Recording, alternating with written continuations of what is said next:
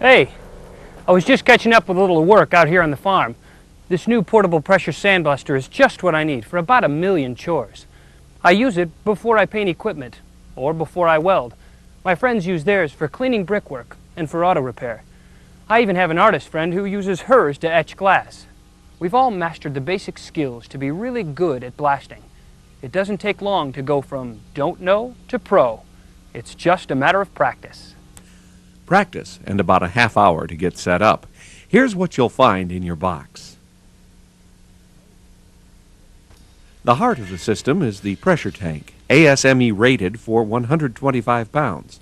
You'll also find everything you need to put it together, including your operating and assembly manual. Start by bolting on the wheel carriage and wrench it tight. Next, dope and thread the combined nipple and union into the bottom of the tank. Snug it in. Then position and tighten the abrasive valve assembly so that the steel hose barb faces the side with the threaded air inlet. Put on the wheels. Start with your bolt and a flat washer. Put the bolt through the wheel from the dished or concave side. Add another washer and then put the bolt through the wheel hole in the carriage. Use 2 nuts, tightening one against the other to lock the wheel bolt in place. Make sure the wheel is free to spin. Turn the pressure pot assembly right side up and assemble the air intake manifold. Dope and thread the manifold nipple to the tank. When it's tight, make sure the main air valve is closed.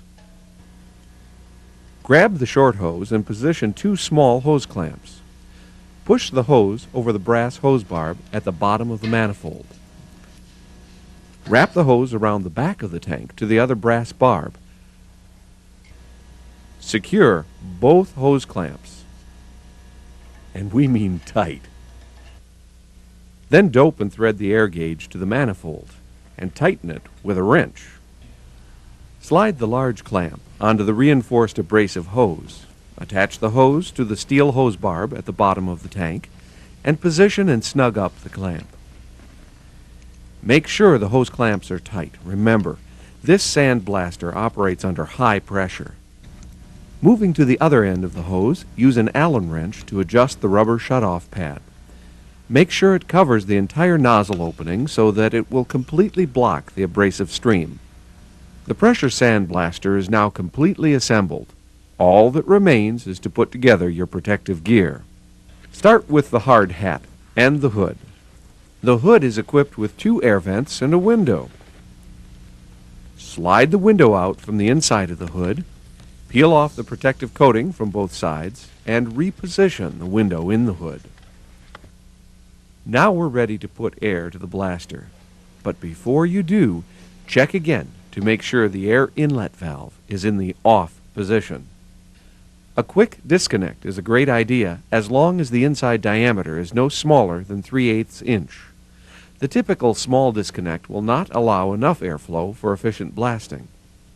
Obviously, the air line to the blaster must also be 3/8. To power the blaster, you'll need a compressor that will generate both enough pressure and enough volume. Compressors are rated according to the volume of air they supply at a constant pressure. Pressure is measured in pounds per square inch, for example, 80 psi. Volume is measured in cubic feet per minute, for example, 15 CFM. Your manual has a chart that relates nozzle size to the air volume required. Check out the chart and be sure the nozzle you're using doesn't require more air than your compressor can supply. You may need to refer to the compressor manual as well. Now we're ready to add abrasive. What do you use? Well, it's a sandblaster, isn't it? So how about sand? Not on your life. Sure, it's called sandblasting. And yes, that's what people used for years. But sand breaks down and releases silica, and free silica can cause lung disease. Check your manual and use an industry-recommended abrasive. Use the right amount of abrasive for your job. With big jobs, make sure you keep the level just below the freely hanging closure plug.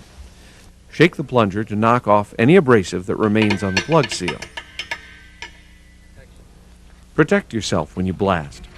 Chris bought himself coveralls to shield his arms and body. He's also wearing goggles with Z87 lenses under his hood and long leather gloves to protect hands and wrists. If you're blasting for long continuous periods of time, or if blasting lead paint or any other hazardous material, use an MSHA NIOSH approved respirator. The lack of proper breathing protection can contribute to respiratory problems. Don't take chances. Once the air source is connected, put the system under pressure. Lift up the closure plug and open the air inlet valve. Straighten out the blasting line to make sure there are no tight loops, bends, or kinks while blasting. If there are, you'll blow a hole in your hose in short order. And because we're dealing with abrasives under pressure, as you prepare to blast, position the abrasive hose between your arm and your body and hold it securely. Open the abrasive valve until you can see the spray. Then ease it back till you almost can't see it anymore. That should be about 30 degrees open. You may also need to adjust the choke valve to get the proper spray. When you start to blast, air moves into the tank and puts the abrasive under pressure. At the same time, air flows through the choke valve and then into the chamber where it's mixed with pressurized abrasive. From there, it's blown out the hose at nearly full line pressure. Don't worry if you can't see the abrasive coming out the end of the gun. An effective blast is nearly invisible. Instead, pay attention to results, and you'll get best results if you open and close the dead man's valve quickly. Make sure you hold the nozzle at a 45-degree angle to your work surface and about 6 or 8 inches away. Make sure there's a backboard behind your work. Now is the time to practice.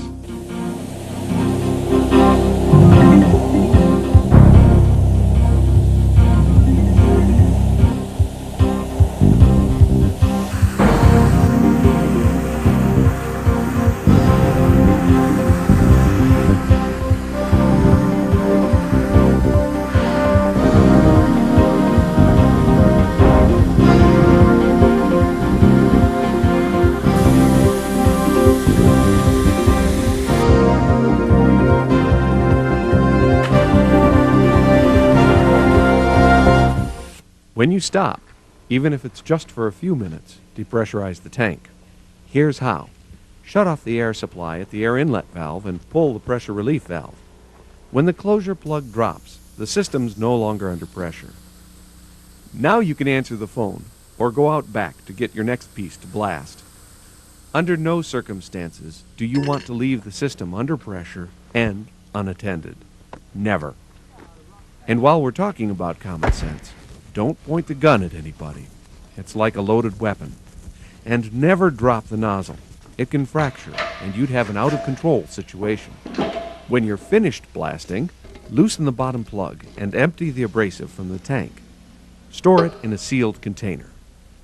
If you leave abrasive in the pressure tank, it'll attract moisture from the air, and wet abrasive will clog your blaster. You also may find that your abrasive will clump in the tank on very humid days, or if there's water in your compressor line. Make sure you drain your air supply tank each day before you begin blasting, or you'll blow water into your abrasive. You also may need to install a water separator or filter. And when you buy abrasive, make sure you store it indoors, off the floor. The next time you're ready to blast, and every time after that, inspect the rig before you use it. Remember, this is a highly efficient system designed to blast abrasive under high pressure. This high efficiency has a price: regular service and maintenance. Before each day's blasting, check your abrasive hose for soft or mushy spots. If you find a weak spot, replace the entire hose. Whatever you do, don't try to splice the abrasive hose. That's an invitation to certain disaster. Here's the reason for taking such care. By the time you notice a leak, it's too late. You'll blow out the entire contents of the pressure blaster. That kind of leak is dangerous and a real mess. You also need to pay attention to the nozzle. Even though it's a space-age ceramic, it's going to wear. Replace it when the opening looks twice as wide as a new nozzle. Check the abrasive valve with each use. It's going to wear too. If the valve sticks, or if you have to gradually keep closing it to reduce abrasive flow, it's nearly worn out. Replace it before it blows. And periodically, pull off the abrasive hose and visually inspect the steel hose barb. Here's one that's been replaced, next to one that's as good as new. You'll also probably want to take time to check out the troubleshooting chart in the manual. While you have your nose in the book, go over the safety precautions once again.